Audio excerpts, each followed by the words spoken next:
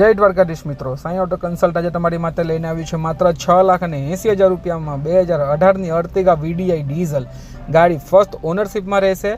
ગાડી 97,000 કિલોમીટર ચાલેલી છે। ગાડીના ચારો 4 ટાયર તમને 80% જોવા મળશે તથા ગાડી ફૂલ સર્વિસ કરીને કમ્પ્લીટ છે। તમારે 1 રૂપિયાનો કામ ખર્ચો કરાવવાનો નહીં, બસ ચાવી મારો ને ડીઝલ પુરાવાનો ગાડી હાંકો।